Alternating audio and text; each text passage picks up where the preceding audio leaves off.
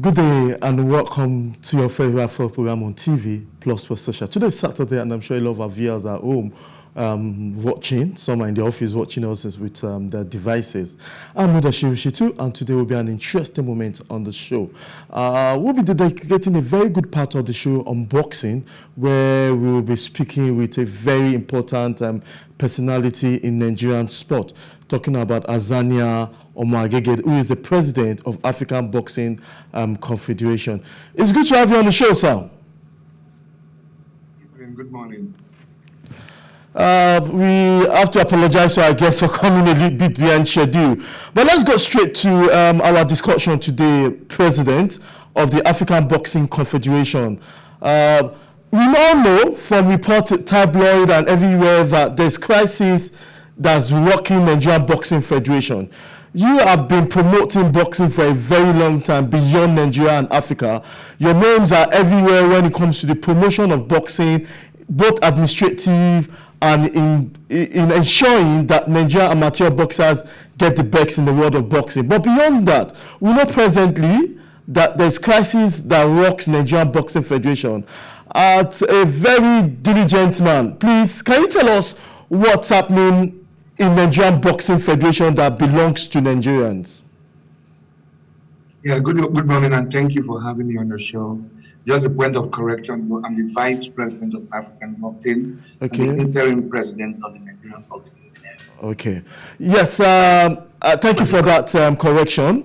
He is the Vice President of African Boxing Confederation and also the interim president of Nigerian Boxing Federation. Thank you very much. So let me go straight to my first question, which is the crisis that rocks Nigerian Boxing Federation. Tell us what's going on in our beloved sports. Thank you very much. Nigerian Boxing Federation has been intact, like we said. We've been promoting the boxing for a while now. Actually, it's been picking up, having good boxers going to represent Nigeria with different competitions. And I'm happy to say that we've already qualified 3 boxers for the Paris Olympics coming up too. You see, so everything happening right now is just political. I had an election to contest for the presidency of the African Boxing Confederation when I was acting as serving as an interim president. But some few persons on the board didn't really like what was going on out of envy, jealousy, and they tried to stop me in any which way. Unfortunate that the country where you come from, instead of supporting for your goals, they want to fight you into it. So there are a few persons on the board. Name them to you. One's name is Femi. Okay. The other one's name is Atura. Okay. They went and connived with some of my enemies in Africa, from the country in Congo. There's a guy there called General Luyoyo. There's another guy called David Pina from Angola. Okay. And our secretary of the ARBC tried to see how they could stop me from contesting for the presidency. Because the guy from Congo was also running, but he wasn't allowed to contest because of criminal activities and bans that he had from Europe and sanctions from America. And so they connived with Mr. Femi. I have details of all the conversations and letters exchange and everything, how to stop me from contesting for the presidency. So they keep on making calls, 3-way calls to themselves. And the lawyer himself now sent this letter. I don't know if you read it, but I'll send it to you. Okay. To send it to Femi, you can see there.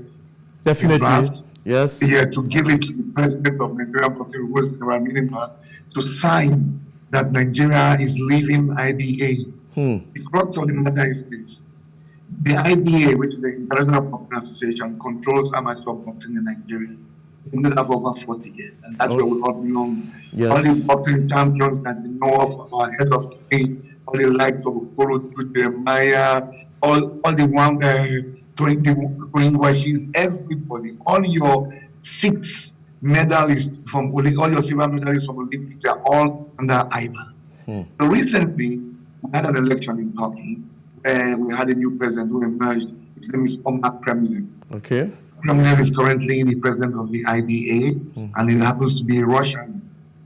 So because of the politics of the Russia and Ukraine issue, they're just trying to fight the IOC president, Thomas Bach, doesn't like my president, and my president also stick it back to him. So that's all about egos. Not that the IOC has any problem with IBA, it's just someone back and the president that have issues. And actually, they're trying to resolve the issue too, right? Fiber, and also to tell you, the vice president of IBA is actually from Ukraine. So you have a Ukrainian vice president, Russian president, and they're doing very well. Can't mix sport and politics, both on his own. And also letting you know that my president for Russia gave $50,000 to all Ukrainian boxers, just to at least to make sure everything was okay. So sports has nothing to do with politics. There was a bunch that left the IBA, headed by one Boris, from and set up his own boxing federation association called the World Boxing. Right now, he branched off there with America and Europe, so they have about 22 countries. And now trying to see how they can get Olympic recognition. What they are trying to preach is that, are the ones with the IOC, we're going to be the ones who do the Olympics and everything, but that's not true. IBA still has 200 and something countries with them that are still there fighting to retain, we're just waiting for IOC and everybody to have their settlement. Also tell you that every competition you see the IOC do, like the Olympics, the Commonwealth Games, all African Games, all the referees that have been used there are all from the IBA. The WBO, but I don't know, the World Boxing, they don't have a single referee. They don't have any single coach or boxers fighting with them.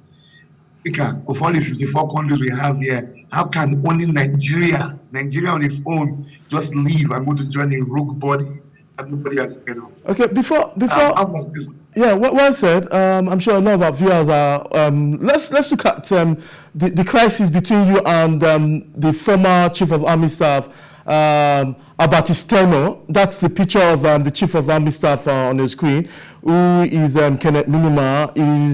His tenure, according to reports, you have that his tenure is over, and some are saying that it's not over. There are reports I'm getting, but that's why we are on this program to tell us today that about the tenure, which is the major crisis that is rocking the Nigerian Boxing Federation. Tell us about whether Kenneth Minima, whether his tenure is over or is not over, because in that letter that we have, we know that written there from IBA is that the tenure of Kenneth Minima is over. Tell us about this. Okay, fine. Well, there are two crises rocking the federation, so not just only tenure. Just give me 1 minute to finish about the other one, because this is where Kenneth Minima actually started the problem. Now, the World Boxing I was telling you, Nigeria, headed by Kenneth Minima at that time, chose to join the World Boxing Federation, the new world body. Now, for you to take a country out, join another organization, the process is General Minima on his own, I repeat, on his own, wrote a letter to that world body that Nigeria is going to be joining them. He did not call for a board meeting to discuss this issue. I was never informed. Actually, I was in Russia when I saw a mail or some information that Nigeria is now in World Boxing. I was shocked. Nobody told me anything. And now we will back to World Boxing. I should please stop spreading any rumor about Nigeria joining. And they were very confident that Nigeria was with them at that time. So I'm now going to letter to the secretary. I said, what's this? Why won't you let us know that Nigeria has been to World Boxing? He said, well, the president took the decision himself. I said, but that's not right. You must call for a board meeting. You must call for a congress. You must let the sports ministry know. The sports ministry take Nigeria out, not you, General Minima. So that's where the problem now started. And secondly, please, with all due respect to my boss, he came on the board in 2010, November. And we have our constitution right here, which says explicitly that you can only be in office for 12 years in an executive power. Even himself, General Minima, knows very well about this. When he came in 2010, he came for a one term at that time, which was 4 years. and he was a board member then. After doing 2 years of that 4-year term, not as a president, he was just a board member. They now impeached the president at that time, called George Taylor. And with the impeachment, the vice president at that time was supposed to take over. But that didn't happen. They now pleaded with the vice president. Okay. Then the other board members now voted for Benima unanimously to become the president. Benima now entered as a president capacity for 2 good years, not interim president. He entered as a full term, 2 years as a president. But he served that out. He came back again, it was John Goodluck Jonathan. He now came back again and did one 4-year tenure, which he served fully as the president. That makes it. He came back again for another 4-year tenure, which he served his full term, 4 years, making it 10 years. Now, this tenure that we are is for 4 years. We've already done 2 years extra. So the 2 years that he has done makes it 12. Okay. As extra now on 13. The Constitution says that he cannot do 12 years, anything more than 12 years maximum. So he has exceeded his 12 years and he has to leave.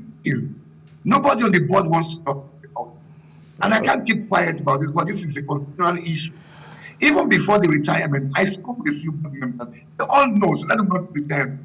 They all know about this. And I spoke with them. I said, listen, the only way to keep President Nima right now is to amend the Constitution before his tenure finishes. So they amend it, then it will save him from not going after the 12 years. But they didn't do that.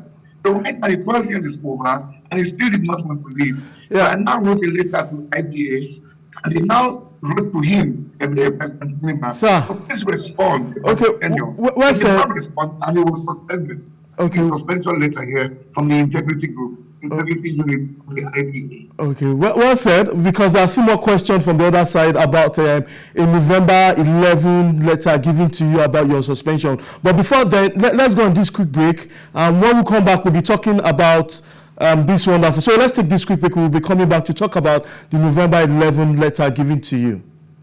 Very good, I'm waiting.